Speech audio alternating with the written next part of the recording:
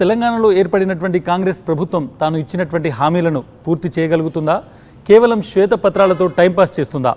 తెలంగాణలో రాజకీయాలు ఎటువైపు వెళ్తున్నాయి? తెలంగాణ ప్రభుత్వం 5 ఏళ్లు కొనసాగేటువంటి అవకాశం ఉందా? మేడిగడ్డ రాజకీయం ఎటువంటి మలుపు తీసుకోబోతుంది? ఇవన్నీ అంశాల గురించి నాతో మాట్లాడడానికి తెలంగాణ ఉప ముఖ్యమంత్రి మల్లు భట్టి ఉన్నారు. ఆయనతో మాట్లాడి మరిన్ని వివరాలు తెలుసుకుందాం. Right, thank you sir. 15 సంవత్సరాలు సాక్షి టీవీ పూర్తి చేసుకున్న సందర్భంగా మీరు మాకు ఇంటర్వ్యూ ఇవ్వడం చాలా హ్యాపీగా ఉంది. Thank you so much sir.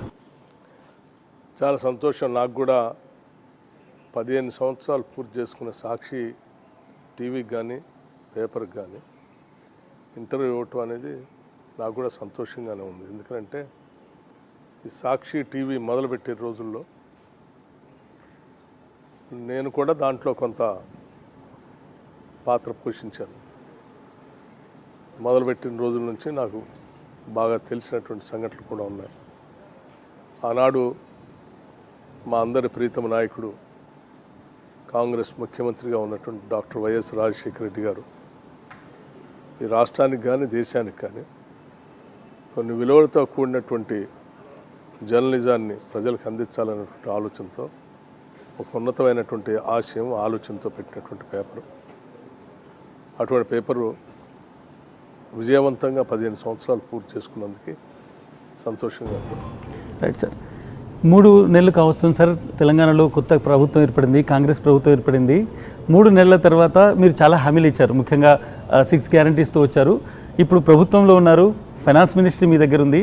మీరు ఇచ్చినటువంటి హామీలు పూర్తి చేసేటువంటి స్థితిలో ఉన్నారా సార్? ఫైనాన్స్ను చూసిన తర్వాత వాస్తవంగా చూస్తే ఉన్న ఆర్థిక పరిస్థితుల దృష్ట్యా బాగా ఇబ్బందిగా ఉన్నటువంటి మాట వాస్తవం. కానీ పాలకులుగా మాపై చాలా బాధ్యత ఉంది. ప్రజలకు ఇచ్చిన హామీలు నెరవేర్చడం అనేది మాకున్నటువంటి ప్రధాన కర్తవ్యం. దాంతోపాటు ఉద్యోగస్తులు జీతాలు ఇవ్వటం, ఈ రాష్ట్ర ప్రభుత్వానికి ఒక దిశ నిర్దేశం చేస్తూ ఈ రాష్ట్ర ప్రజలకి సంపదను సృష్టించేటువంటి రంగాలను కూడా అభివృద్ధి చేయటం. సంపద సృష్టించబడాలి. ఆ సృష్టించబడినటువంటి సంపద రాష్ట్ర అభివృద్ధితో పాటు ప్రజల సంక్షేమానికి కూడా ఉపయోగపడాలి. ఆ రకంగా మిళితమైనటువంటి విధానాలతో మేము ముందుకు పోతూ ఉన్నాం. తప్పనిసరిగా మేము ఇచ్చినటువంటి ప్రతి హామీని 6 గ్యారంటీలని పూర్తి స్థాయిలో అమలు చేయాలనేటువంటి సంకల్పం మా అందరికీ రాష్ట్ర ముఖ్యమంత్రి రేవంత్ రెడ్డి గారి దగ్గర నుంచి మొదలు పెడితే మంత్రివర్గంలో ఉన్న ప్రతి మంత్రి కూడా, గెలిచిన ప్రతి శాసనసభ్యుడు కూడా, ప్రతి కాంగ్రెస్ కార్యకర్త కూడా వీటన్నిటినీ ఇచ్చిన గ్యారంటీలని ప్రజలకు మనం హామీలు ఇచ్చి అమలు చేసి చూపించాలి. అమలు చేసి ప్రజలకి ఆ మేలు అందించాలనేటువంటి తపన మా అందరిలో ఉంది. కాబట్టి సంకల్పం గొప్పది, ఉన్నతమైనటువంటి ఆలోచన, ఆశయాలు. మాకు ఆ సంకల్పంలో దారి అటు ఇటు అక్కడ ఇక్కడ పోగేసి ఏదో రకంగా వీటన్నిటిని పూర్తి చేసే క్రమంలో మేము ఉన్నాం. మీకు తెలియదు కాదు,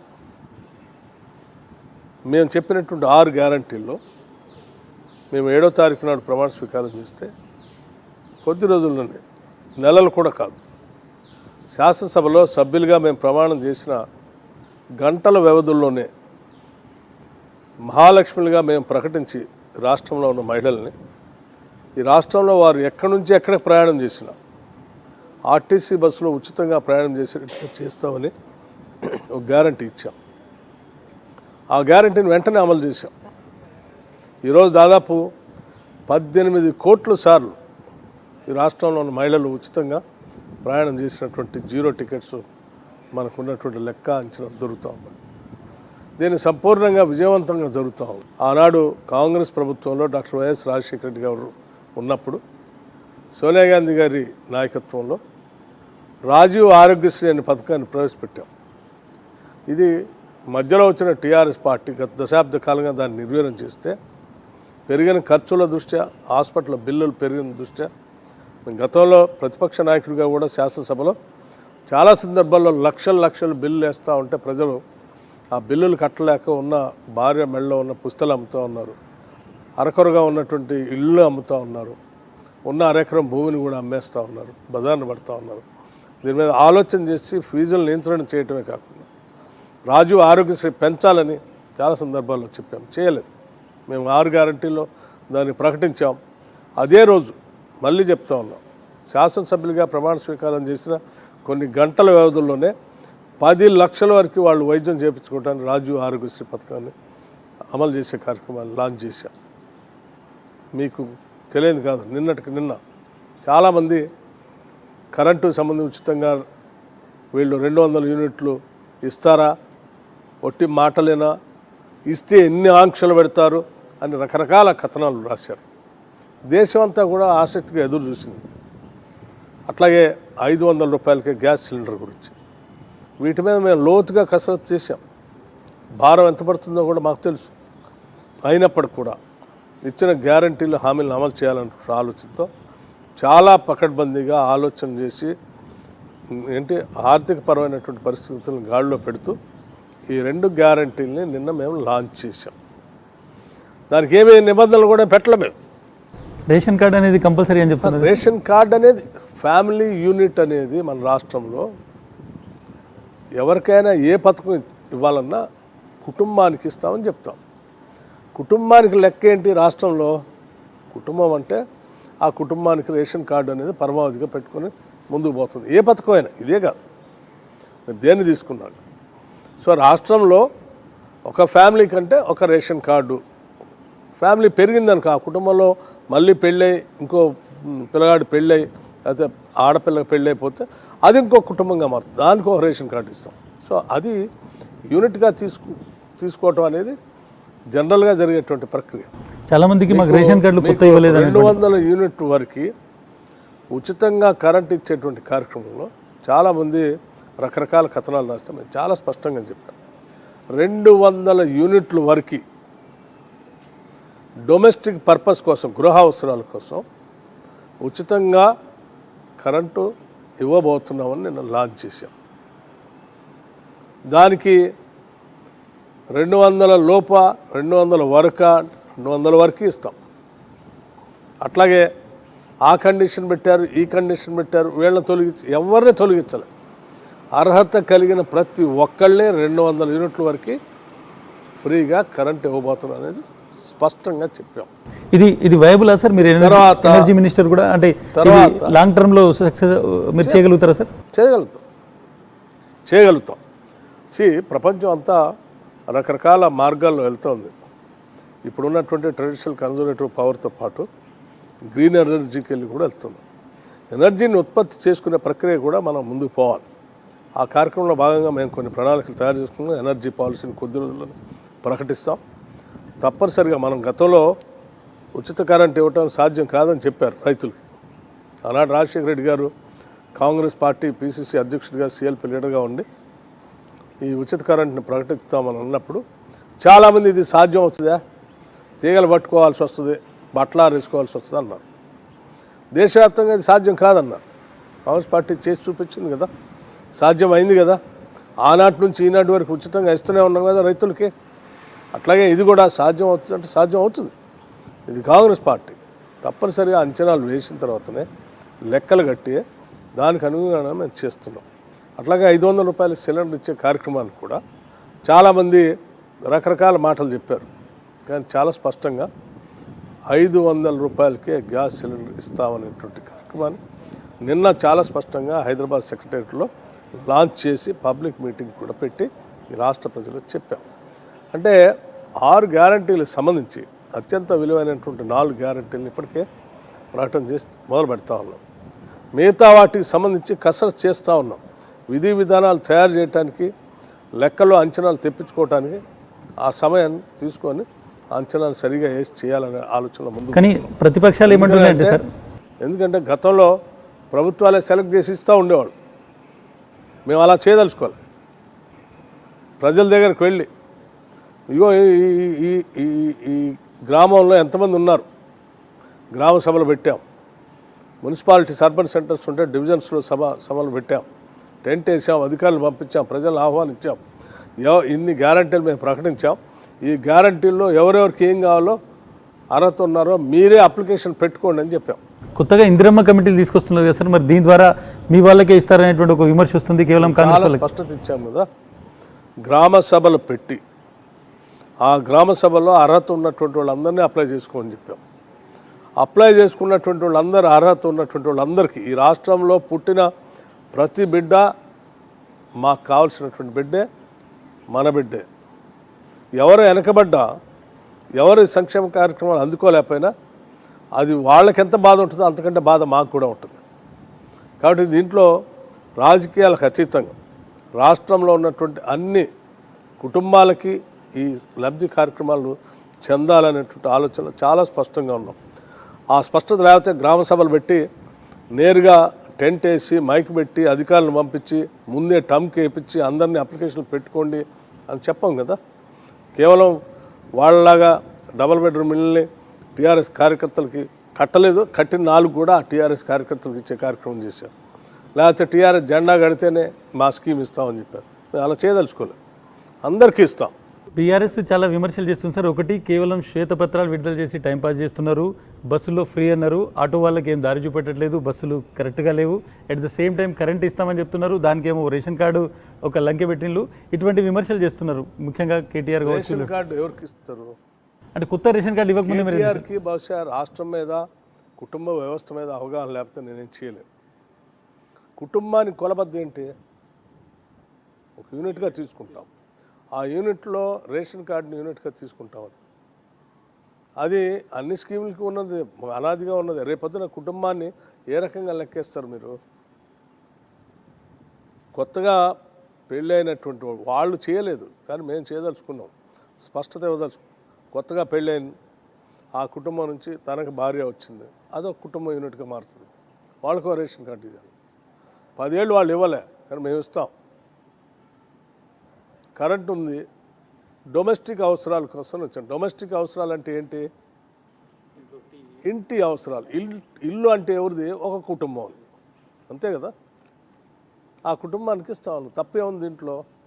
సార్, ఈ శ్వేతపత్రాల కథ ఏంటి సార్? శ్వేతపత్రాల ద్వారా ఏం సాధించాలి? సంబంధించి కాలం వెళ్ళబుస్తున్నారంటే కాలం వెళ్ళబుచ్చే కార్యక్రమం కాదు, ఇదేదో ఆనందంగా ఉండే కార్యక్రమం కాదు. బాధతో అసలు రాష్ట్ర ఆర్థిక పరిస్థితి ఏంటి ప్రజలందరికీ తెలియాలి.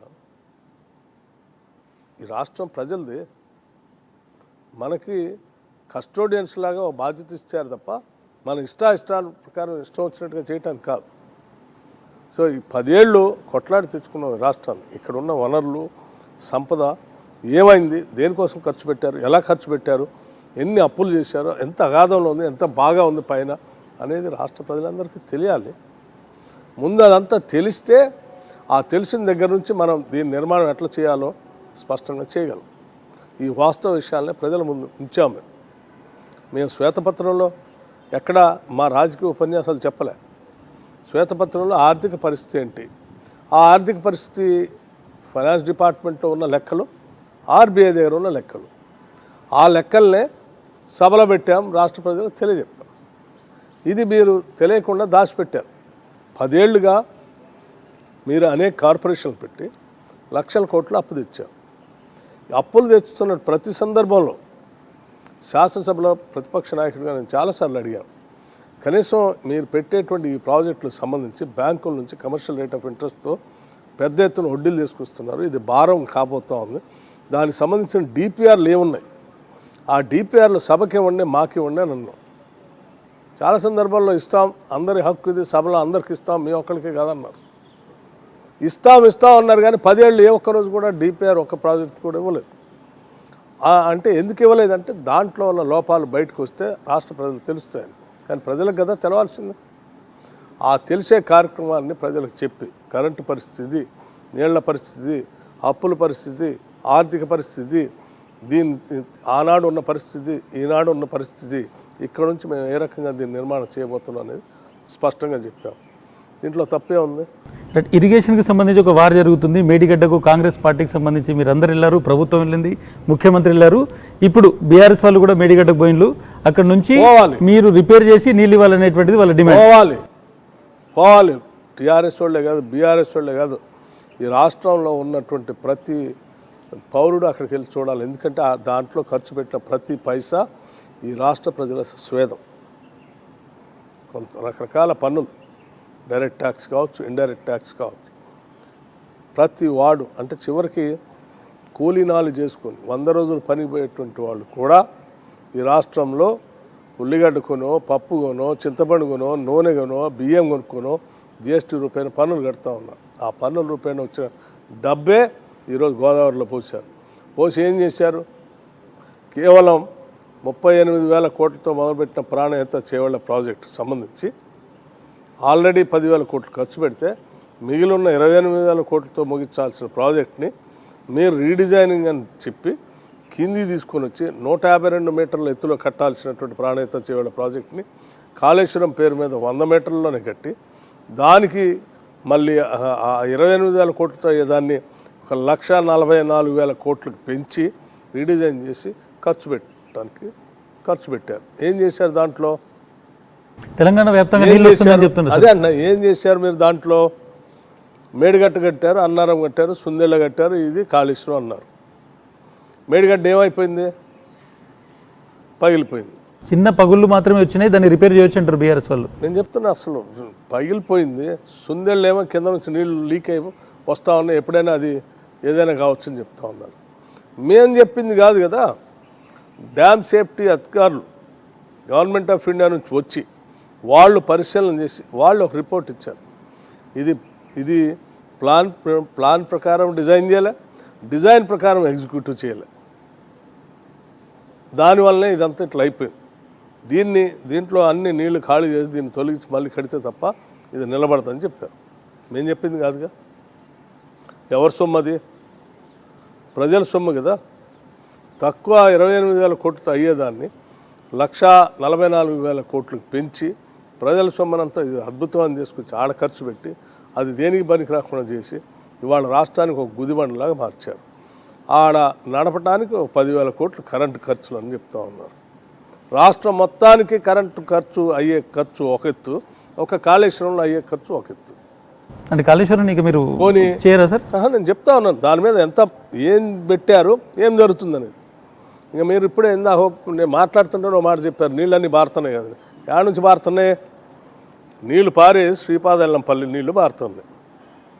ఎందులోకి వచ్చి పారుతున్నాయి? శ్రీపాద ఎల్లంపల్లి నుంచి కాకతీయ కెనాల్లోకి, మిడ్ మానేరులోకి వచ్చి పారుతున్నాయి. కాకతీయ కెనాల్ ఎవరు తీశారు? అసలు కాకతీయ కెనాల్ ఎందుకు? శ్రీపాద ఎల్లంపల్లి ఎవరు కట్టారు? రాజశేఖర రెడ్డి గారు ముఖ్యమంత్రిగా ఉన్నప్పుడు కట్టిందే కదా. కిరణ్ కుమార్ రెడ్డి గారు ముఖ్యమంత్రిగా ఉన్నప్పుడు ఇనాగరేషన్ చేయడానికి రెడీ అయిపోయిన ప్రాజెక్ట్ కదా. అంటే అది కాంగ్రెస్, నువ్వు కట్టింది కాదుగా, కాంగ్రెస్ కట్టింది. ఆ పైన కడెం నుంచి కొన్ని నీళ్ళు వచ్చి దాంట్లో యాడ్ అవుతున్నాయి. అది మీరు కట్టింది కాదు కదా, గత ప్రభుత్వాలు కట్టింది. ఆ నుంచి కాకతీయ కెనాల్లోకి వస్తున్నాయి. కాకతీయ కెనాల్ నువ్వు చేసింది కాదు కదా, అది కాంగ్రెస్ తవ్విందే కదా. మిడ్ మానేరులోకి వస్తున్నాయి. మిడ్ మానేరు నువ్వు తవ్వింది కాదు కదా, కాంగ్రెస్ వాళ్ళు కట్టిందే కదా. ఇంకా నువ్వు తవ్వింది ఏంది, తీసింది ఏంది? మేడిగడ్డ అన్నారని సుందెళ్ళే కదా. ఈ మేడిగడ్డ అన్నారని సుందెళ్ళ పనికిరాదని చెప్తుండే. ఇంకేం చేయాలా? చూపించాలనే కదా మేము చెప్పేది. దీన్ని రిపేర్ చేసి కాంగ్రెస్ ప్రభుత్వం రైతులకు నీళ్ళు ఇవ్వాలనేది ఈరోజు కేసీఆర్, కేటీఆర్ చేస్తున్నటువంటి డిమాండ్. వాళ్ళిద్దరు పోయి ఇంజనీర్లు పోయి చెప్పాలండి ఎట్లా రిపేర్ చేయాలి, ఏం చేయాలనేది.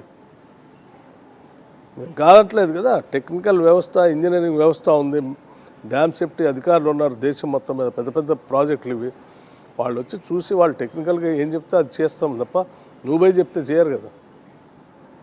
రైట్, నేను రాజకీయాలకు వస్తాను సార్. రాజకీయాల్లో ఒక ఛాలెంజ్ కాంగ్రెస్ పార్టీ చేస్తుంది, ప్రభుత్వం చేస్తుంది. ఒక్క ఎంపీ సీట్ అయినా గెలిచి చూపెట్టమని బీఆర్ఎస్ని ఛాలెంజ్ చేస్తున్నారు. అంత కాన్ఫిడెంట్ ఉన్నారా మీరు? అంతే కదా. ఈరోజు రాష్ట్రంలో ఉన్న ప్రజలంతా కూడా మీకు ఇప్పటికే చెప్తున్నా, ఆ భయంతోనే ఈ మాటలన్నీ మాట్లాడుతున్నారు. మీరు ఎన్ని సీట్లు గెలుస్తారు సార్ కాంగ్రెస్ రాబోయే లోక్సభ ఎన్నికల్లో? 14 సీట్లు గెలుస్తున్నారు. ఎందుకు సార్ 14 అనేటువంటి దానికి లిమిట్ అవుతున్నారు? 15 సీట్లు దాకా గెలుస్తారు. అంటే కాంగ్రెస్ పార్టీ ఎక్కడైనా 14 నుంచి 15 సీట్లు దాకా గెలుస్తాం. 14 నుంచి 15 సీట్లు గెలుస్తారా సార్? అంటే మిగిలిన రెండు ఎవరు? మిగతా ప్రజాస్వామ్యంలో అన్ని 100కి 100 పాళ్ళు ఒకళ్ళే గెలవరు కదా.